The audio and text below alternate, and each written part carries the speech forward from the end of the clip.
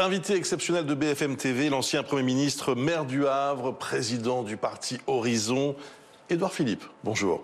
Bonjour Bruce Toussaint. Merci de nous accueillir ici dans votre bureau, à la mairie du Havre. On va parler avec vous de la réforme des retraites, évidemment, mais aussi de vos relations avec Emmanuel Macron, de votre nouvelle vie, de vos ambitions, dit-on, présidentielles. On reviendra aussi sur votre apparence physique, qui interroge beaucoup de Français.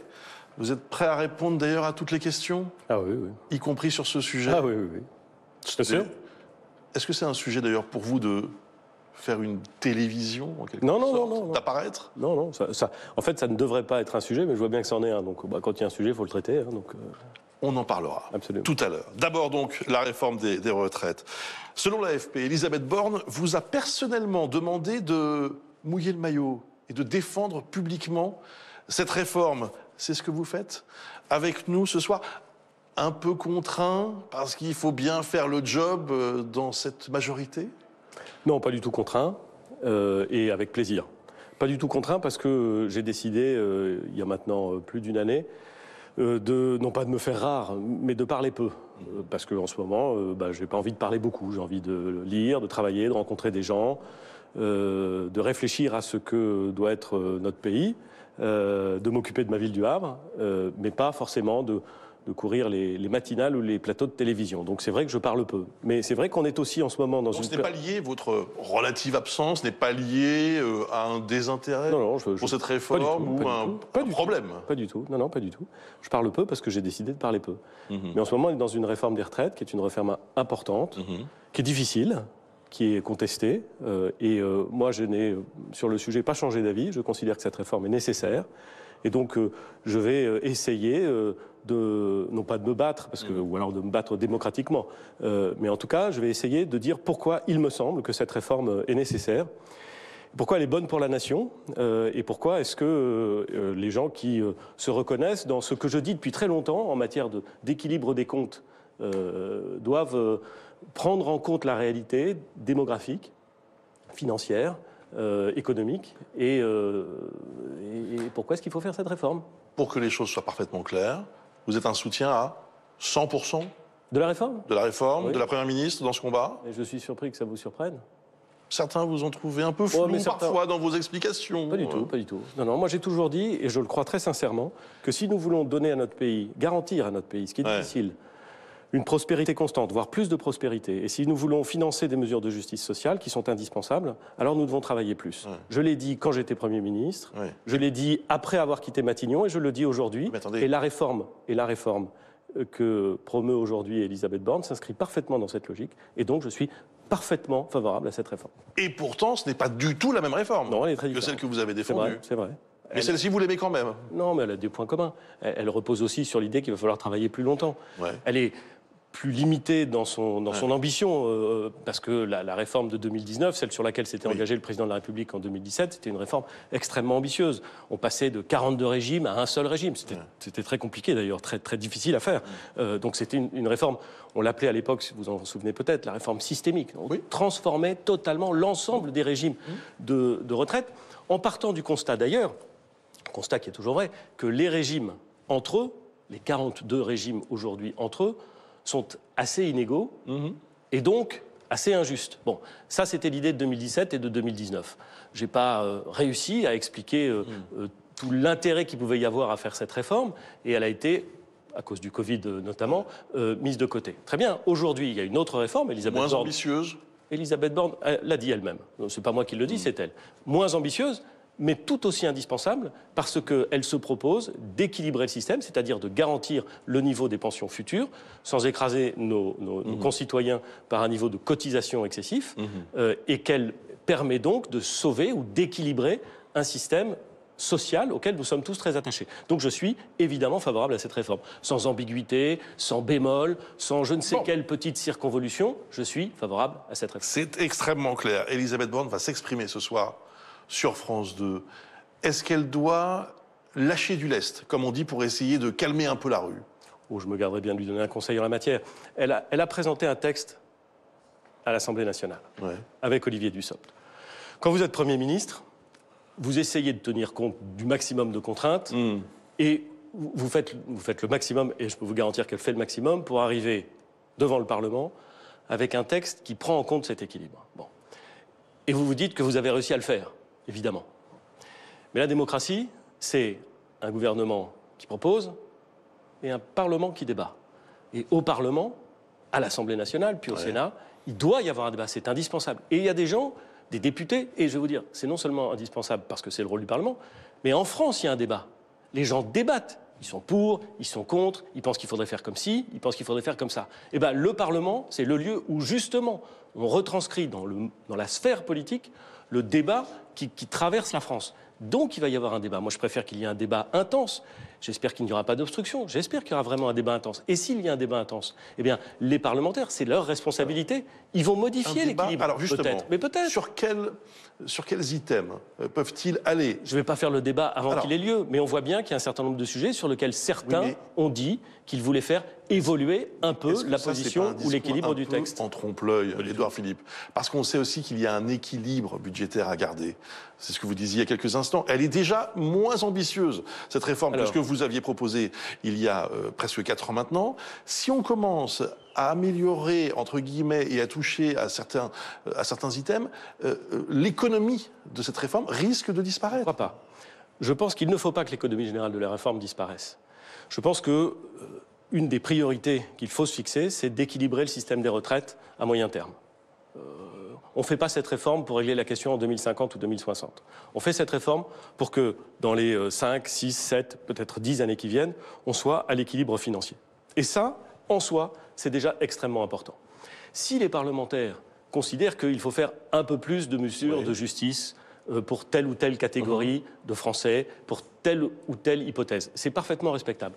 Moi, ma recommandation, ce que je dis à mes amis parlementaires, c'est faites des propositions, améliorez le texte, mais ne perdez jamais de vue que l'objectif que nous recherchons, c'est quand même bien d'équilibrer financièrement le système afin qu'il soit tenable, afin qu'il soit durable et afin que nous puissions garantir dans le temps les pensions des retraités. Il y a une chose qui a choqué beaucoup de Français, c'est la question du nombre d'annuités pour ceux qui auront commencé à cotiser dès l'âge de 18 ans, par exemple. On sait que pour cela, 18 ans, 19 ans, 20 ans, ce sera 44 annuités, alors que le reste... Dans certains cas. Pas dans tous les cas, mais dans certains cas. Dans beaucoup de cas, malheureusement. Et pour les autres, ce sera 43. Est-ce que ça, c'est quelque chose qui doit être corrigé pour rendre, j'allais dire, cette réforme moins injuste ou un peu plus juste? On se pose souvent la question de est-ce que c'est une réforme juste? Je comprends très bien qu'on se pose la question, c'est pas une mauvaise question.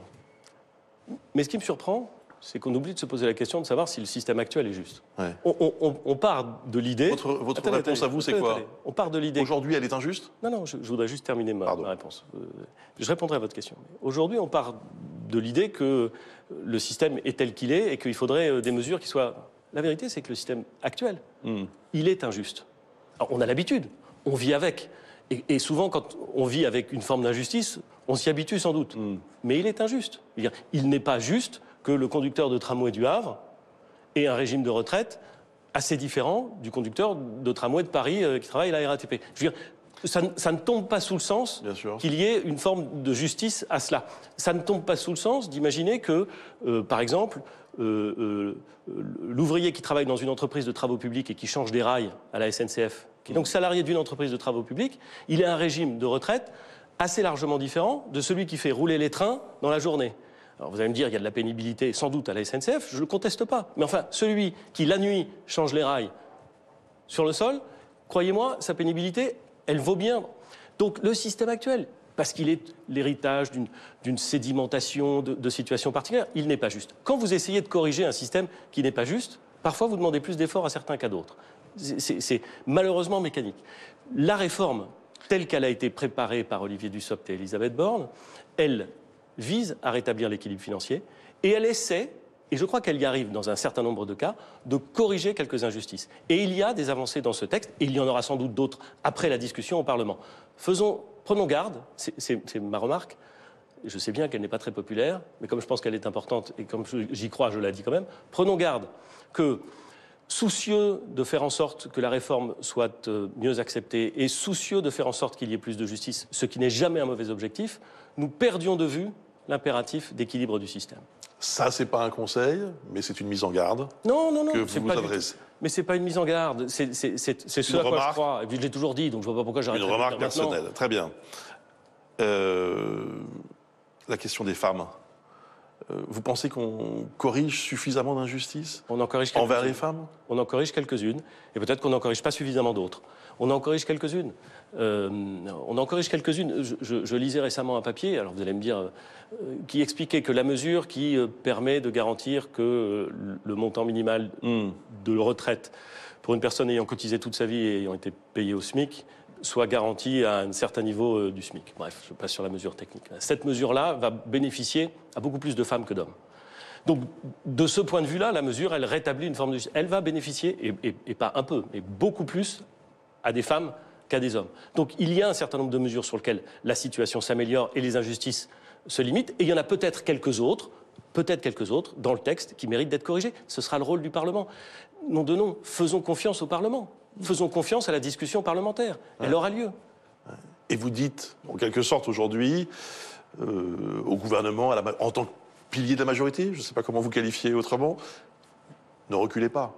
C'est ça que je comprends aussi. Parce qu'il y a aujourd'hui un tel mouvement, on va en parler, de contestation, que beaucoup s'interrogent. Et se demandent si le gouvernement va pouvoir aller jusqu'au bout. Écoutez, vous dites quoi? Moi, je dis cette réforme est nécessaire. Ouais. Donc, il ne faut pas reculer. Je le dis parce que je le pense, parce que je l'ai toujours dit. Je pense que nous devons équilibrer nos comptes.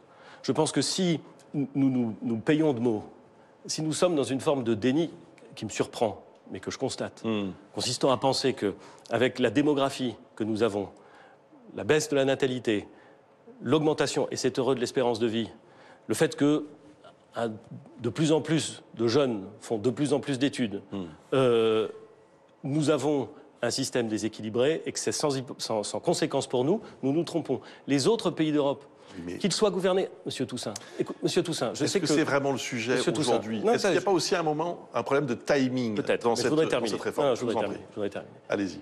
Nous sommes en France et nous aimons une forme de spécificité, d'art de vivre à la française, de culture française, parfois même d'exception française. Très bien. Je le respecte, je le comprends et je voudrais dire, je le partage.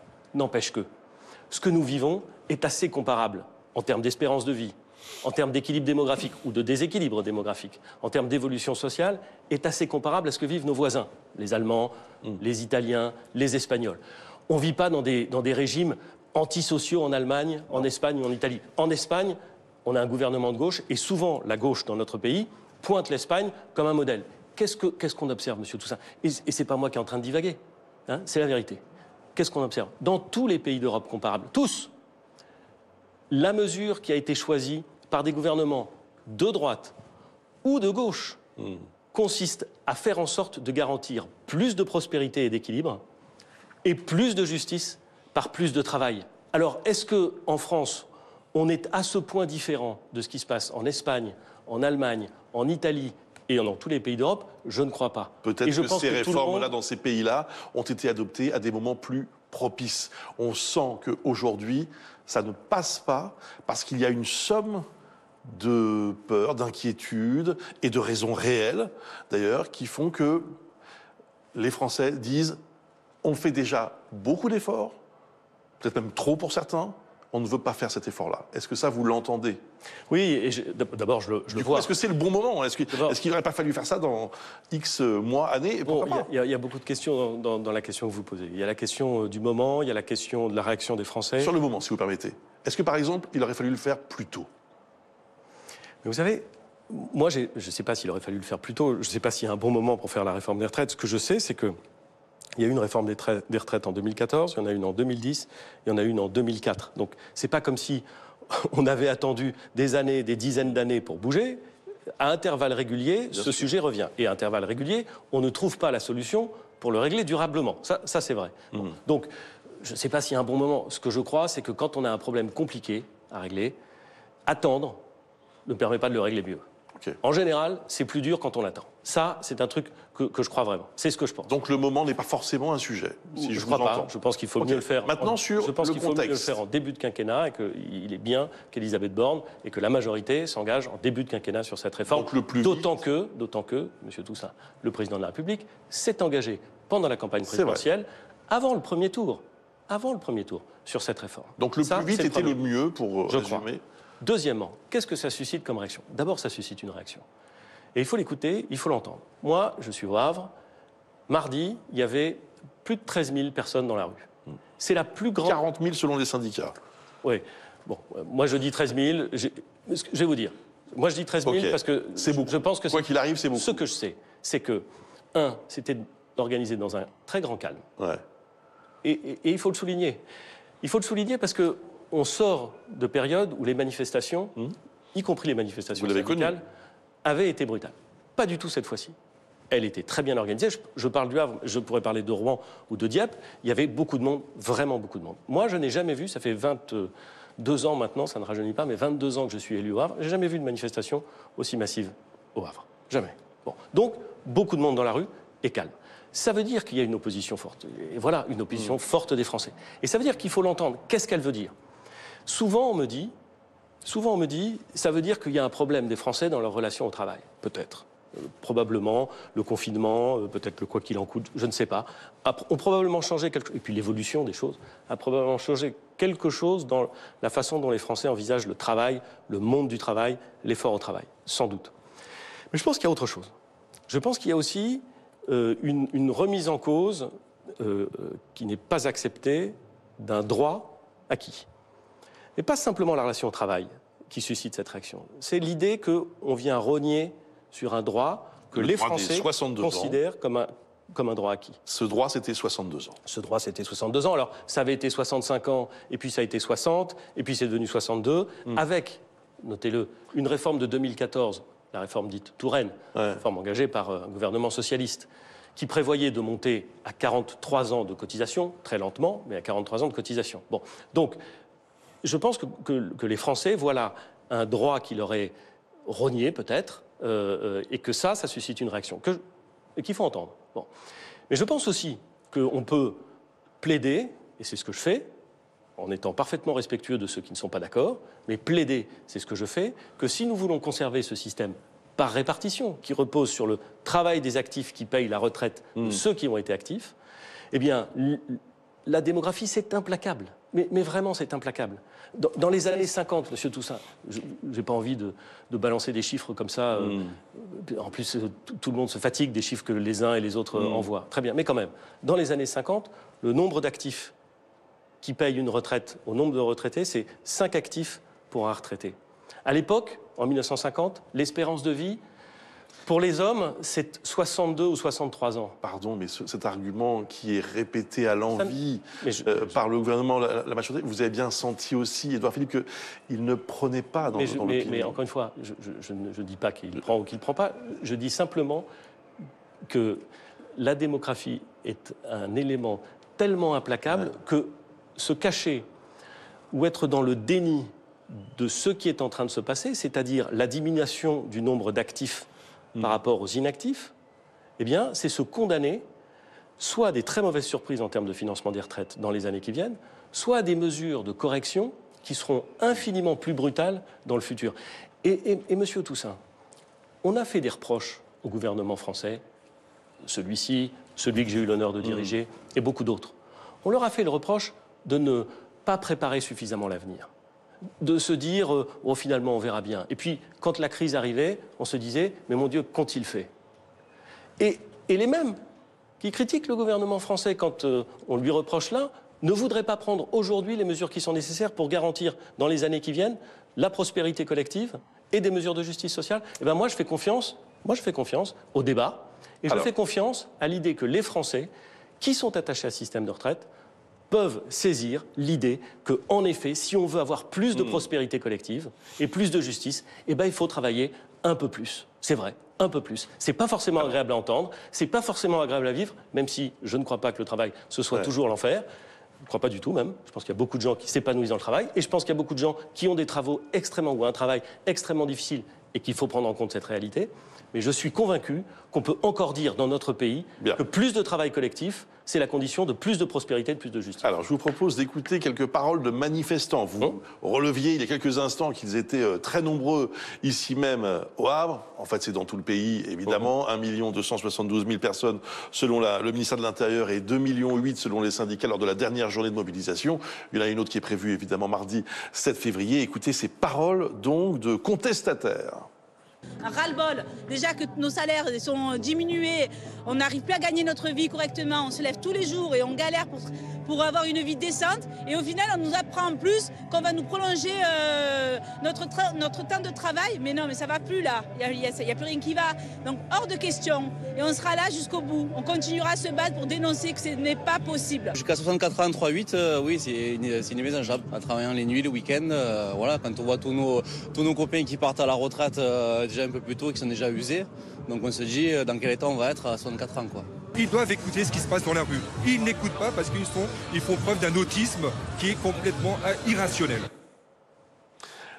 Moi, ce que j'entends, c'est un dialogue de sourds, hein, honnêtement. Bah, c'est-à-dire que si vous prenez les promoteurs de la réforme et ceux qui sont le plus virulents dans la rue, c'est sûr qu'ils ne sont pas d'accord. Mais on peut... Et c'est pas grave, hein.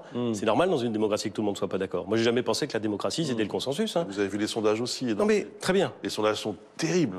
Très bien. Plus de 70% contre la réforme.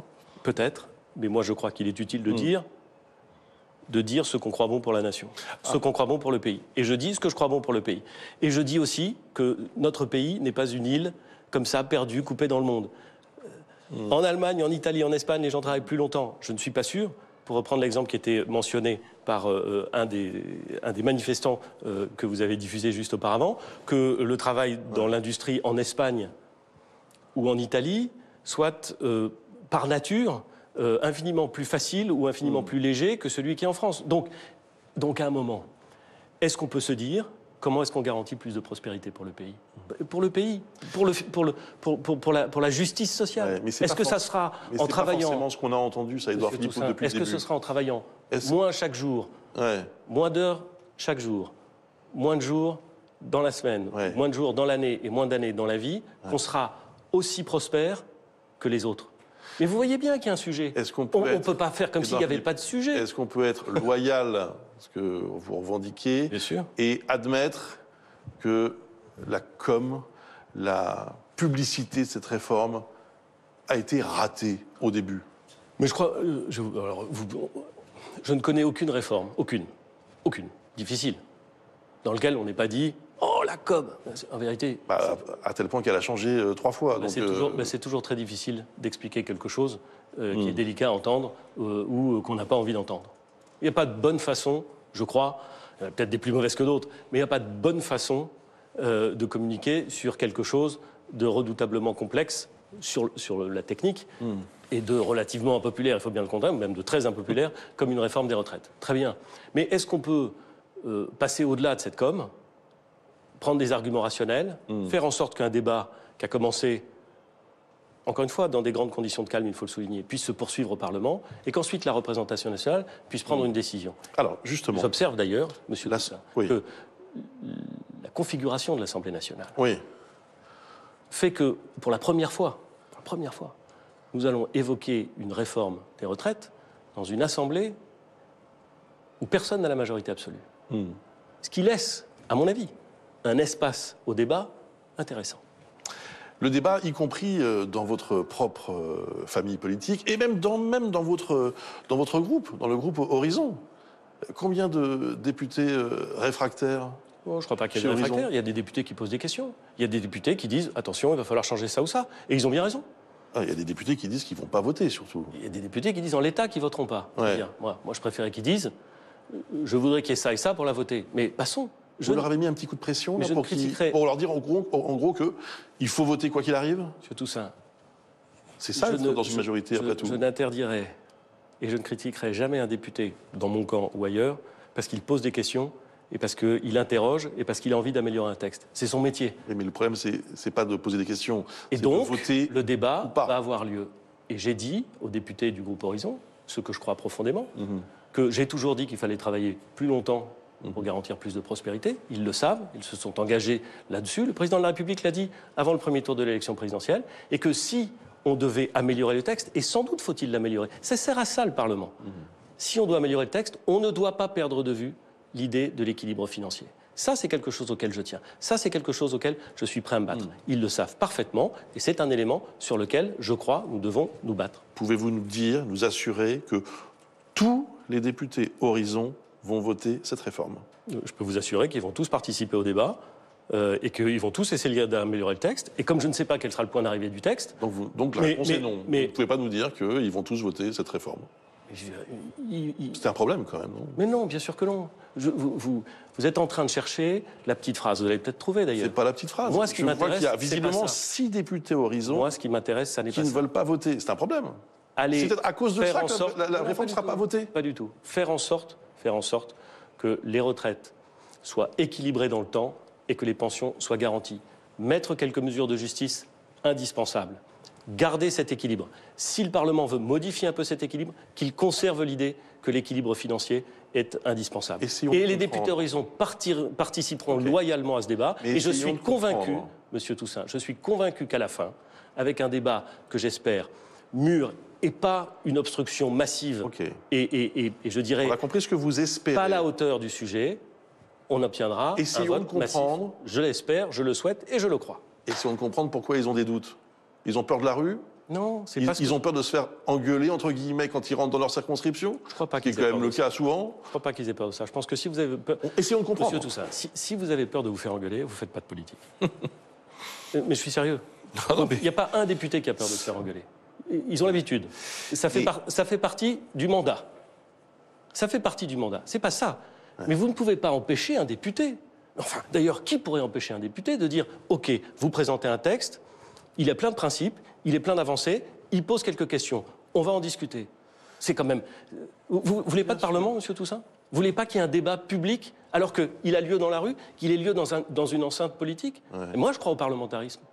Je crois à l'Assemblée nationale, je crois à l'apport de l'Assemblée nationale et du Sénat. C'est extrêmement important. Donc bien sûr, il y aura ce débat. Mais ne perdons pas de vue, et c'est ce que j'ai dit à mes amis députés, qu'à la fin, il faut équilibrer le système, et que pour équilibrer le système, il faut travailler plus longtemps. Vous êtes confiant dans l'issue du vote? Est-ce qu'il aura lieu, première chose, et est-ce qu'il y aura un vote favorable? Est-ce que vous êtes confiant? Je ne suis pas devin, j'espère que ça ira au bout, parce que je pense que la France en a besoin. Et c'est pour ça d'ailleurs que je m'engage, et c'est pour ça que je le dis. On peut dire que l'exécutif a perdu la bataille de l'opinion dans cette affaire et qu'au fond, c'est plus vraiment le sujet aujourd'hui, que, comme vous le disiez à l'instant, c'est ce qui va se passer au Parlement, finalement. Le reste, tant pis. Le vote de la loi, il va avoir lieu au Parlement. La discussion de la loi, elle va avoir lieu au Parlement. Et l'ensemble des parlementaires a, je crois, pris la mesure de ce qui se disait dans la rue. Mais il leur appartient, c'est leur responsabilité de se prononcer en conscience sur ce qu'ils pensent bon pour le pays. Et donc, moi, j'ai confiance dans le débat parlementaire, oui, absolument. Vous citiez tout à l'heure le corps, le président du corps. Il ne va pas forcément complètement dans votre sens. On va l'écouter maintenant. Pierre-Louis Bras, écoutez ce qu'il dit. Lui, il dit les dépenses de retraite sont relativement maîtrisées. Les dépenses de retraite ne dérapent pas, elles sont relativement maîtrisées. Dans la plupart des hypothèses, elles diminuent plutôt à terme. Et dans l'hypothèse retenue par les gouvernements, elles diminuent très très peu, mais un peu à terme. Quand je dis ça, il y a bien évidemment un revers au fait qu'elles ne dérapent pas, c'est le fait que le montant des pensions par rapport aux rémunérations diminue et que du fait de l'évolution que je viens d'évoquer, demain, le niveau de vie relatif des retraités sera inférieur à ce qu'il est aujourd'hui. Donc, les dépenses de retraite ne dérapent pas, mais elles ne sont pas compatibles avec la politique, les objectifs de politique économique et de finances publiques du gouvernement. Quand on l'écoute, on se dit au fond, bon, il n'y a pas le feu, quoi. Oui. Et c'est ce que disent aussi beaucoup de responsables de l'opposition. Oui, ça, je peux comprendre que des responsables de l'opposition le disent. Par définition, d'abord, ils disent ce qu'ils ont envie de dire et ce qu'ils pensent juste. C'est respectable. J'ai un petit peu plus de mal avec monsieur le président du corps. D'abord parce que le corps, ce Conseil d'orientation des retraites, je me souviens qu'en 2016, juste avant l'élection présidentielle, il disait qu'il n'y a pas de problème de financement des retraites. Vous en souvenez peut-être, 2016. Ce qui fait qu'en 2017, on a peu parlé de l'équilibre financier au moment de la campagne présidentielle. Et en 2018, le même corps est venu nous voir en nous disant finalement, si, on a un problème de financement. Je note que Monsieur le Président du Corps dit qu'il n'y a pas de problème financier parce que les dépenses évoluent peu. Enfin, je note aussi qu'aujourd'hui, au premier jour, avant même que les cotisations soient versées, il y a 30 milliards de déficit dans le système. C'est 30 000 millions, comme dirait François Bayrou. 30 000 millions par an. C'est ça quand même la situation. Donc il faut pas imaginer que ce que... Bon, et puis il y a une troisième chose que je trouve très contestable dans les travaux du corps, et je le dis comme je le pense, j'ai eu l'occasion de leur dire quand j'étais Premier ministre, c'est que pour garder tout le monde autour de la table, les parlementaires, les syndicalistes, tout le monde autour de la table, on fonctionne sur des hypothèses. Et on se dit, la productivité va être comme ça, comme ça, comme ça, comme ça. Aucune, Monsieur Toussaint, aucune des hypothèses les plus favorables, qui permettent de dire qu'il n'y a pas de problème, ne s'est jamais réalisée. Ce sont toujours les hypothèses les plus défavorables, et vraiment les plus défavorables, qui interviennent. Donc, on peut faire l'autruche. Notre pays a une capacité considérable à faire l'autruche, à se mentir à lui-même. C'est formidable.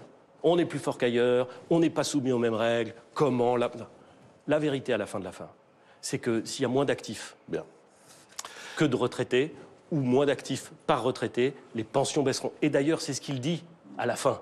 Il dit, oui, le niveau relatif, quand même, va baisser. Ouais. Vous voulez vraiment que le niveau relatif des pensions baisse? Vous savez ce que ça veut dire? À la fin, c'est pas de la justice sociale, ça. C'est pas du tout de la justice sociale. Donc, moi, je vous le dis, faire plus de prospérité avec plus de travail, ça me paraît nettement préférable.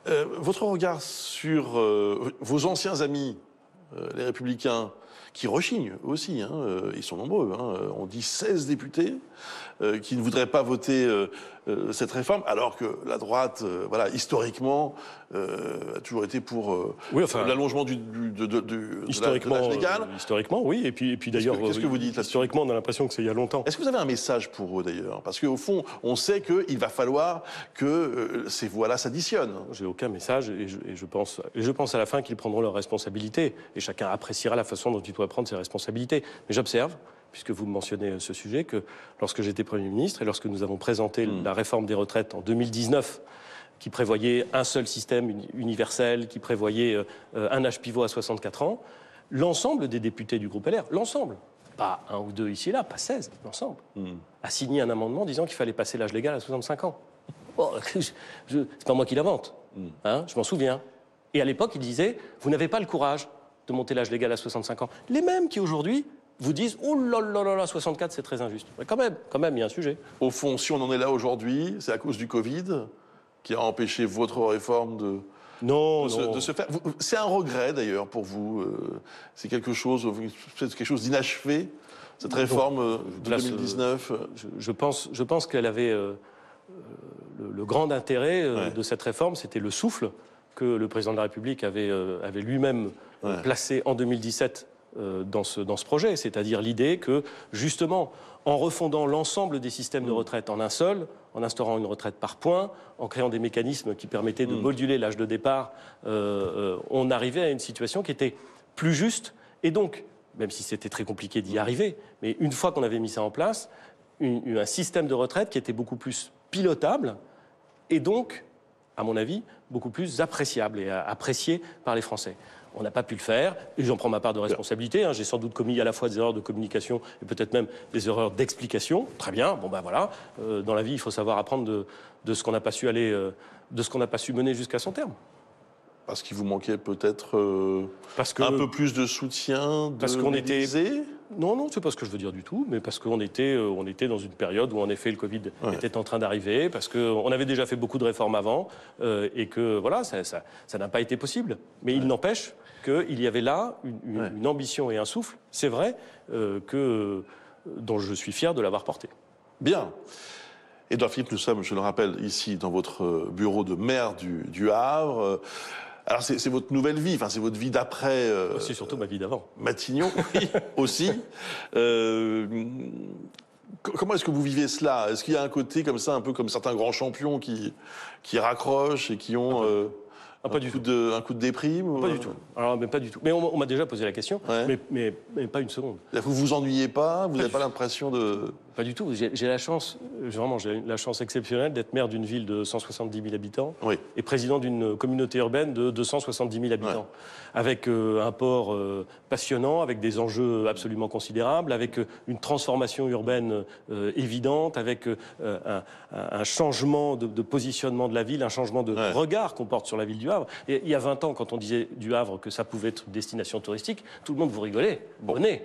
Aujourd'hui, c'est devenu une destination touristique. Absolument, grâce au fait qu'elle a été inscrite au patrimoine. Je regardais d'ailleurs dans votre bureau, je cherchais un décompte, vous savez, comme une espèce de compte à rebours pour 2027, je ne l'ai pas vu. Ben non, vous avez raison, il n'y en a pas. Il est caché alors peut-être, parce que vous saviez qu'on venait. Non, il y en a pas. Parce que la réalité c'est ça. Si vous ne vous ennuyez pas, Édouard Philippe, c'est parce que vous préparez la suite. Non.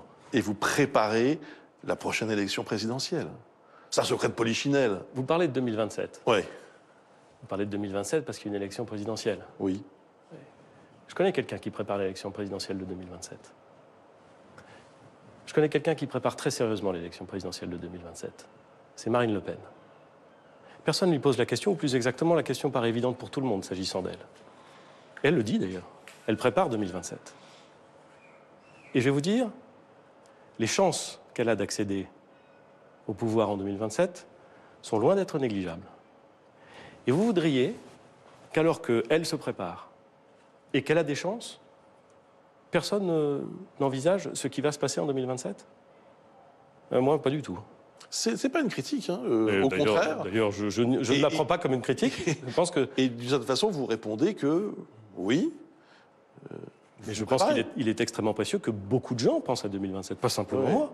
Que beaucoup de gens, vous qui m'intéressez là ce soir. Je vous en remercie, mais que beaucoup de gens pensent à 2027. Mais pas simplement pour savoir si on a envie ou pas, pour savoir, attendez, pour savoir en 2027, qu'est-ce qu'on propose aux Français ? Quelle stratégie on propose aux Français ? Vous réfléchissez à ça, une sorte de programme, des idées. Oui. Je travaille. Vous travaillez.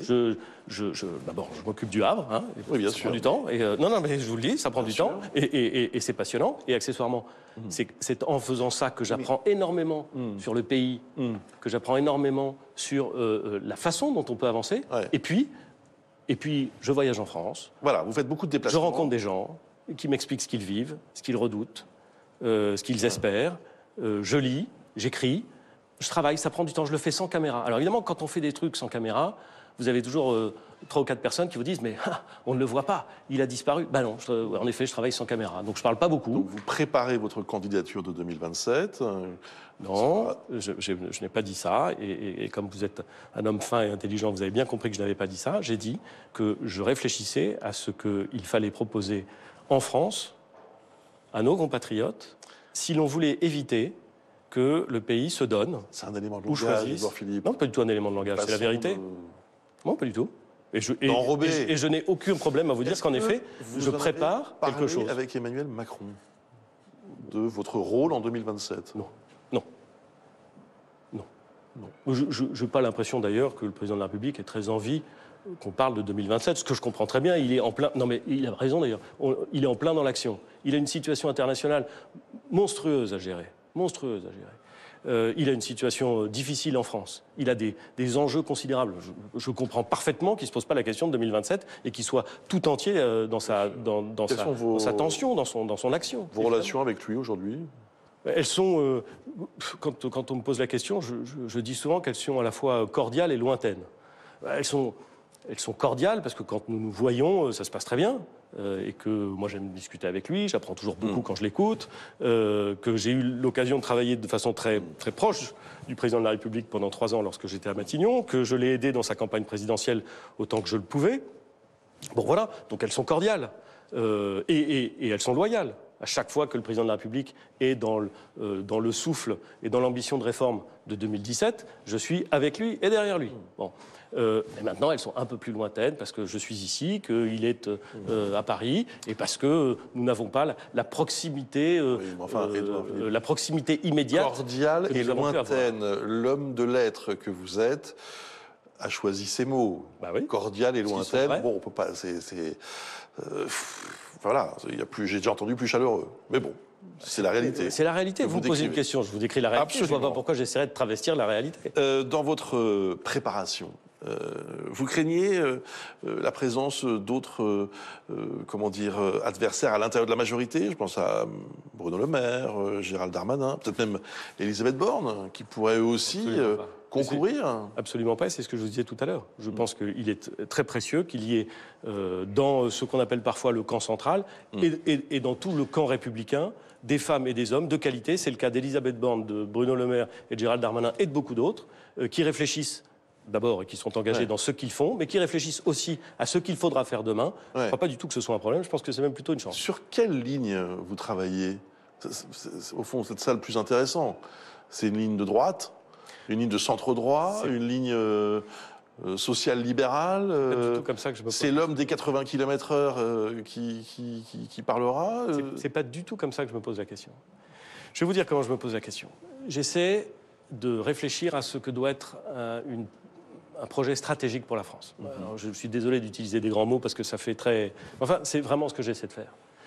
Je suis horrifié par la tendance actuelle du débat public à se complaire dans la petite phrase, ça c'est évident, la posture c'est regrettable, et l'immédiateté, l'urgence. Ah, qu'est-ce qu'il faut faire maintenant pour avoir un résultat très vite? C'est souvent important l'urgence, mais ce n'est pas toujours essentiel. Et donc moi, ce qui m'intéresse, c'est de réfléchir à ce qui est en train de se passer dans le monde et qui est en train de bouleverser le monde, des phénomènes qui sont des phénomènes extrêmement puissants et qui touchent la France, la révolution technologique, la démographie, la montée de la Chine, la transition écologique, la transition énergétique absolument indispensable, le défi considérable pour sauver la planète. Ces grandes évolutions qui vont nous impacter. Et puis, qu'est-ce que nous voulons pour notre pays? Et je voudrais vous en prendre un exemple. Un des sujets qui m'intéresse le plus, il y en a beaucoup en ce moment, évidemment, et heureusement d'ailleurs, mais un des sujets qui m'intéresse, c'est la question de l'éducation. La question de la justice aussi me passionne, mais la question de l'éducation. Qu'est-ce que c'est un bon système éducatif? Non pas dans l'absolu, mais en France, au XXIe siècle, compte tenu de la transformation technologique, compte tenu de la façon dont notre système fonctionne, compte tenu de ce que nous observons dans notre système. Comment est-ce qu'on peut imaginer, non pas pour les 2 prochaines années, mais pour dans 20 ans, un édifice scolaire de formation efficace? Il n'y a aucune chance, Bruce Toussaint, aucune, que nous soyons à la hauteur des enjeux, quels qu'ils soient, si nous n'avons pas une école qui fonctionne. Donc, comment est-ce qu'on réfléchit à ça? En rencontrant des professeurs, des syndicats, en allant voir plusieurs endroits, en voyant des initiatives, en essayant de lire, parce qu'il y a beaucoup de gens très intelligents qui ont écrit beaucoup de choses. Bien. Et si on reste simplement dans le débat tel qu'il a lieu sur, pardon pour les chaînes d'information continue, mais sur les plateaux de télévision où on vous présente toujours quelqu'un qui est très pour, quelqu'un qui est très contre, eh ben on n'avance pas. Donc, il y a un travail de fond. Et ce travail de fond, il est indispensable. Voilà comment je travaille. Et je ne me pose pas la question de savoir si c'est une bonne solution de droite, une bonne solution de gauche. J'essaie de penser stratégique. Voilà. Édouard Philippe, est-ce qu'on peut parler de vous et même de votre physique? Est-ce que vous y êtes prêt? Est-ce que vous m'autorisez en quelque sorte à vous poser certaines questions? Parce que la politique, c'est un métier d'image, évidemment, et notamment lorsqu'on aspire, peut-être, à de très hautes fonctions, à nouveau. Alors, qu'est-ce qui vous arrive? Qu'est-ce qui se passe? Qu'est-ce qui m'arrive? Expliquez-nous. Et voilà ce qui m'arrive. Vous avez perdu vos sourcils. J'ai perdu mes sourcils, et je crois qu'ils ne reviendront plus. Et ma barbe est devenue blanche, et elle tombe un peu, et mes cheveux tombent aussi. La moustache aussi? Oui, la moustache est partie. Je ne sais pas si elle reviendra, mais ça m'étonnerait. Je suis atteint de ce qu'on appelle l'alopécie. Bon, franchement, je vous en parle, vous me posez la question, je savais que vous alliez la poser, ça me paraît naturel. J'aurais aimé, une fois que j'ai constaté que ça arrivait, j'aurais peut-être espéré même que ça ne soit pas un sujet. Mais je suis bien obligé de constater qu'il y a beaucoup de gens de bonne foi qui me regardent, qui voient ça et qui se posent des questions. Qui s'inquiètent? Peut-être. Mais je vois aussi qu'il y en a un certain nombre qui posent des questions et qui font mine de s'inquiéter et qui utilisent ça dans le jeu politique. Bon, ceux-là, ils se lasseront, je suis plus endurant qu'eux, ça ne me pose pas de problème. Mais pour tous les gens qui, de bonne foi, se disent qu'est-ce que c'est, je crois que c'est utile de dire qu'en effet, une alopécie, c'est quelque chose qui peut se déclencher très jeune ou très vieux, que c'est une perte de la pilosité, que ça n'est ni douloureux, ni dangereux, ni contagieux, ni grave, que j'en souffre à 52 ans. Bon, alors que Je ne dirais pas que j'espère que l'essentiel de ma vie n'est pas derrière moi, d'une certaine façon. Mais enfin, j'ai 52 ans. Voilà, perdre ses cheveux à 52 ans, bien, ça va, c'est pas un sujet. Il y a des gens qui sont frappés d'alopécie. Ils ont 15 ans. Un adolescent, une adolescente frappée d'alopécie à 15 ans, c'est pas du tout la même histoire. C'est facile pour moi, j'ai de la chance. Pour elle ou pour lui, c'est une toute autre histoire. Une toute autre façon de voir le regard porté par les autres sur soi-même. Donc moi, j'ai cette chance de pouvoir dire... L'alopécie, c'est le fait de perdre, en effet. Attendez. J'ai cette chance... Mais quelle est la cause? L'alopécie, c'est la conséquence. J'en sais rien, quelle est la cause? La cause, c'est quelque chose qui... J'en sais rien. Mais en tout cas, je voudrais vous dire ça. Vous ne savez pas? Non, ben, je sais pas. Alors quand je lis Wikipédia ou quand je pose la question... Mais vous avez vu un médecin qui vous l'a dit. Ils m'ont dit ça peut être le stress. Bah, peut-être que c'est le stress. Est-ce que j'ai une vie stressante? Oui, je vous le confirme. Bon, voilà. J'ai été Premier ministre. Vous imaginez si, après avoir été Premier ministre ou pendant être Premier ministre, on vous disait ah, c'est marrant, vous avez l'air stressé. Évidemment que vous êtes stressé quand vous exercez des responsabilités. Enfin, demandez à quiconque exerce des responsabilités. Est-ce que vous pensez que c'est ça, d'ailleurs? Que c'est cette période folle de stress intense? Peut-être, et peut-être que ce serait arrivé, même si je n'avais pas été Premier ministre, Absolument, et que j'étais resté maire du Havre pendant 3 ans, peut-être que ce serait arrivé. Ouais. Et ça, je vais vous dire, c'est pas très grave. C'est là. Ce qui est intéressant, c'est que quand ça vous arrive, et quand vous voyez le regard des autres qui change, alors même que c'est une maladie qui n'a aucune espèce de gravité, mais qui est visible, ben vous vous demandez si finalement les gens... Enfin, moi, je ne me le demande pas trop, à vrai dire. Mais enfin, vous pouvez vous demander si le regard des autres vous interdit un certain nombre de choses. Et encore une fois, vous le savez, et on le sait tous dans nos familles, dans nos amis, dans nos entourages, il y a énormément de gens qui sont malades. Parfois, c'est des maladies très graves, pas visibles, mais très graves. Et parfois, c'est des maladies visibles et pas si graves, en l'occurrence pas graves du tout, s'agissant de la mienne. Et ils se battent, et ils avancent. Et c'est parce qu'il est défini. Et il est sain de pouvoir le dire. Et j'ai la chance, d'une certaine façon, parce que je considère que j'ai beaucoup de chance dans la vie, j'ai la chance de pouvoir dire à ceux qui souffrent d'alopécie que l'essentiel, ça n'est pas la façon dont on les regarde, c'est ce qu'ils sont. Je vous pose la question directement, Édouard Philippe. Est-ce que cette maladie bénigne peut vous handicaper pour votre carrière politique et la suite de votre carrière? Je ne crois pas du tout. Notamment dans la perspective d'une éventuelle... Je ne crois pas du tout. Je crois pas du tout. Présidentielle. Je ne crois pas du tout. Et je vais vous dire, je ne crois pas du tout. Je pense que les Français peuvent être curieux de ce qui arrive, interrogatifs. Oui. Après tout, alors, mais je le fais en totale transparence. Absolument. Je ne vais pas passer mon temps à parler de ça non plus. Non, bien sûr. Une fois, c'est une histoire de poil, quoi. Ça va, quoi. C'est pas non plus... Non, mais ça n'est pas grave. Mais si vous le faites aujourd'hui aussi, c'est peut-être pour faire taire certaines rumeurs.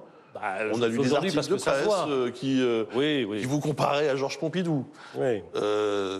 Pas plus tard qu'il y a quelques jours. Vous trouverez toujours des gens un peu misérables pour expliquer que derrière ça, il doit y avoir quelque chose d'un peu plus sérieux. Ouais. C'est la vie. Donc, transparence. Donc, transparence. Aujourd'hui, en disant... Tranquillité, explication. Parce qu'encore une fois, il y a beaucoup de gens qui vivent des trucs beaucoup plus difficiles en France. Bien sûr. Mais beaucoup plus difficiles. Ouais. Voilà. J'ai les sourcils qui sont tombés. OK. Donc, pour 2027... Je suis en pleine forme. Vous ferez avec ou sans? Mais encore une fois, je ferai toute ma vie, probablement sans, et ça ne m'empêchera pas d'essayer de faire de mon mieux. Ça ne m'empêche pas d'être extrêmement ambitieux pour ma ville. Ça ne m'empêche pas d'être extrêmement ambitieux pour mon pays. Et je pense que notre pays a besoin d'ambition. Je vais vous dire, je pense que la France a sérieusement besoin d'ambition. Je pense que la France, elle doute d'elle-même en ce moment, que nos concitoyens, ils doutent non pas de leur capacité à eux-mêmes, mais de notre capacité collective à être à la hauteur des enjeux, que ça nous donne un pays pessimiste, alors que la France est formidable, même si elle connaît plein de difficultés, et je trouve que c'est autrement plus sérieux que mes poils. Hein. Édouard Philippe, je me autrement plus sérieux. De votre livre dans lequel vous racontiez qu'avant d'être nommé Premier ministre, vous avez eu une réaction physique. Vous avez perdu, je ne sais pas combien de kilos, 13? J'ai perdu 5, non, j'ai perdu 6 kilos. Attendez, plus que ça. 6. Sûr? Bah oui, c'est moi qui les ai perdus, hein, donc je m'en souviens. Ça veut dire que, voilà, ce métier, on le fait à fond avec les tripes. Ces 3 ans à Matignon, je ne suis pas psy, mais ils vous ont peut-être déclenché ça. Est-ce que c'est pas cher payé, au fond? Pas du tout. Ça veut dire que, comme toute personne qui, à un moment, exerce des responsabilités, avant de les exercer, je peux me poser des questions et je peux même être angoissé. Vous savez ce qui m'angoisse? C'est les gens que ça n'angoisse pas, les gens qui pensent qu'ils sont par nature prêts, les gens qui pensent que par définition, c'est les meilleurs. C'est vrai, moi, quand j'ai compris que j'allais être nommé Premier ministre, je me suis dit, c'est une tâche redoutable. Et je le dis. La différence entre peut-être moi et quelques autres, c'est que moi, je le dis. Alors, j'ai dit ça, parce que c'était vrai. Parce que je ne vois pas pourquoi je ne le dirais pas. Parce que, est-ce que vous croyez que la personne qui prend un nouveau job dans une équipe qu'elle ne connaît pas, elle n'est pas un peu morte de trouille le matin? Est-ce que vous ne croyez pas qu'avant une compétition sportive, le sportif qui s'est entraîné pendant des années et qui espère qu'il va être prêt, il n'a pas un peu les jetons? Est-ce que vous ne croyez pas, Bruce Toussaint, que la première fois qu'on vous donne une émission un peu compliquée à animer, vous n'avez pas un peu les jetons? Mais tout le monde le sait. Évidemment. Ben voilà. Et donc moi, je l'ai dit. Mais, monsieur Toussaint... On est au terme de cet entretien. C'est moi qui termine, pardon. Une fois... C'est moi le patron ici, même si on est dans votre bureau. Vous êtes dans mon bureau, quand même. Une fois que vous arrivez aux manettes, là, vous n'avez plus le droit de vous poser cette question-là. Bien. Là, vous devez être totalement concentré sur la tâche.